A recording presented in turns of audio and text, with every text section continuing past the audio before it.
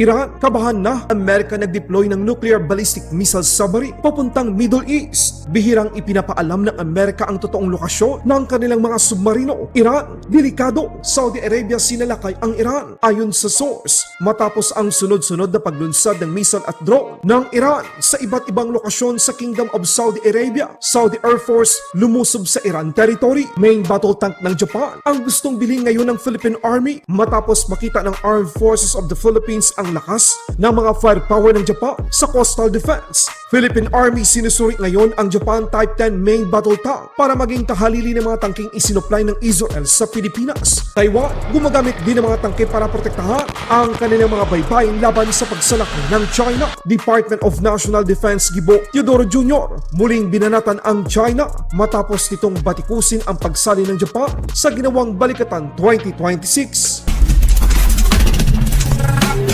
Isang pambihirang paraan para takutin ang Iran ipinakita ng Amerika. Ang US Navy ay nag-deploy ng Ohio-class nuclear ballistic missile submarine na USS Alaska malapit sa rehiyon bilang bahagi ng pagpakita ng lakas laban sa Iran. Dumating ang nasabing submarine sa Strait of Gibraltar noong ika-10 ng Mayo taong kasalukuyan. Ito ay isang nuclear-armed submarine. May kakayahang maglunsad ng nuclear missile. Bihira ang ganitong pagpakita ng ganitong klaseng submarine dahil karaniwang lihim lamang ang kanilang operasyon. Ito ay tinuturing na malakas na nuclear signal ni President Trump laban sa Iran, lalo na matapos tanggihan ang pinakahuling peace proposal ng Iran. Ito ay senyales na handa ang Amerika na gumamit ng malakas na armas kung lalala pa ang sitwasyon sa Strait of Hormuz. Matapos mapabalita na naglunsad ng airstrike ang United Arab Emirates sa Iran, ngayon, Saudi Arabia naman ang ating pag-uusapan. Ayon sa mga impormasyong inilabas ng iba't ibang source, ang Saudi Arabia ay lihim na naglunsad ng mga airstrike sa loob ng Iran. Ito ay bahagi ng kanilang paghihiganti sa mga missile at drone attack ng Iran sa Saudi territory. Ito ang unang beses na direktang naglunsad ang Saudi Arabia ng military strike sa loob ng mismo ng Iran. Ang mga pag-atake ay palihim at hindi pa opisyal na ipinahayag ng gobyerno ng Kingdom of Saudi Arabia. Bago ang pag-atake, lihim na binigyan ng babala ng Saudi ang Iran sa pamamagitan ng back channel. Gumamit ang Kingdom of Saudi Arabia ng mga fighter jets laban sa Iran target. Ito ay pagpapakita na walang bansa ang papayag na yurakan ang kanilang soberanya. Ganito kahalaga ang pagpalakas ng kanilang militar, hindi para maglunsad ng digmaan, kundi para sa depensa. Matapos ipakita ng Japan ang kanilang bigating firepower dito mismo sa Pilipinas, seryoso ngayon ang Philippine Army na makuha para mapalakas ang puwersa ng ating bansa. Ang Japan Type 10 main battle tank at Japan Type 16 light tanks upang ang maging kahalili ng mga isinupply ng bansang Israel na Sabra light tanks. Ilan sa mga dahilan kung bakit nakatuon ngayon ang Pilipinas sa mga sandatang gawa ng Japan. Una, may malaking delay sa pag-deliver ng Sabra light tanks mula sa Israel. Pangalawa, gusto ng Philippine Army ng mas malakas na firepower at protection para sa archipelagic defense strategy ng ating bansa. Japan ang nagiging isa sa pinakamalakas na defense partner ng Pilipinas matapos ipadala ng militar ng Japan sa bansa ang iba't ibang firepower nito sa Balikatan 2026 tulad ng Type 88 anti-ship missile, Type 11 short-range anti-ship missile, Type 16 light tanks, isang destroyer, isang helicopter carrier, at isang tank landing ship. Ang tanong, bakit ito ang main battle tank na kasalukuyang ini-evaluate ng Philippine Army? Ang Type 10 mga kabayan ay isa sa pinakamodernong tangke sa mundo. Mas magaan kumpara sa iba't ibang Western main battle tank tulad ng M1 Abrams o Leopard 2. Meron din itong advanced sensors at network-centric warfare. At merong alok ang Japan. Nababaan pa nila ang presyo para sa export version. Para sa Pilipinas, mas makapal ang armor nito kung ikukumpara sa kasalukuyang Sabra light tank na meron ngayon ang Philippine Army. Ganito rin ngayon ang ginagawa ng Taiwan. Gamit ang halos mga kagamitan militar na gawa sa Amerika, ipinapakita ng militar ng Taiwan kung papaano nila didepensahan ang kanilang baybayin sa posibleng pagpasok ng mga sundalo ng China.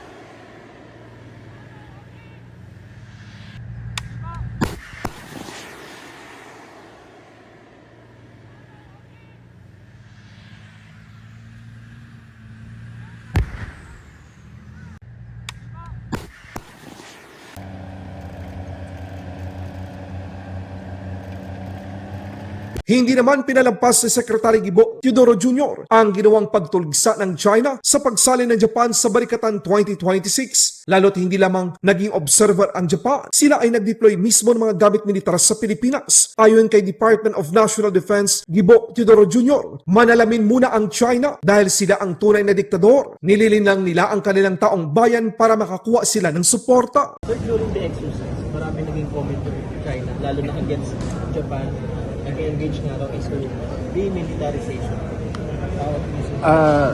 Nakakapagtaka na galing sa China yon na diktadorya na ang militar nila panupil ng kanila mismong mga tao, tapos gagamit sila ng improper references to history na tinatago naman nila ang kanilang ginagawa. Pero uulitin ko, ang sinasabi ng China wala naman nakikinig at naniniwala. Itong mga mensahe na ito para sa sarili nilang linlangin ang sarili nilang mga kababayan. Sir, i-add ko lang po din kasi yung foreign affairs spokesperson ng China nag-mention, kinondemn din yung pag-fire ng Type 88 ng Japan.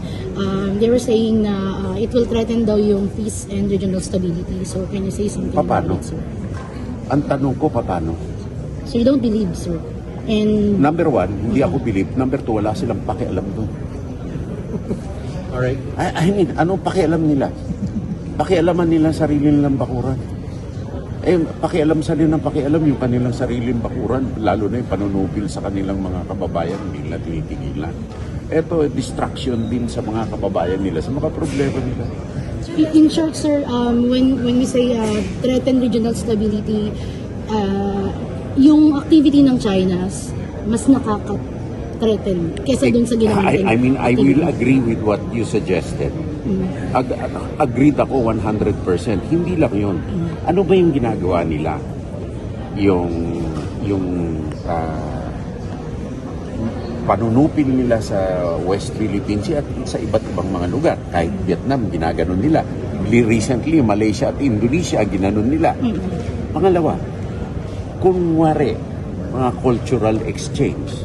Anong ginagawa? Maraming espiya dyan. Pangalawa, kunwari, negosyo, trade, industry. Ano yung negosyo? Substandard steel, pogo, human trafficking, cyber crimes. Yun yung hindi lang experience natin, experience ng Cambodia, ng Thailand. Laban Pinas.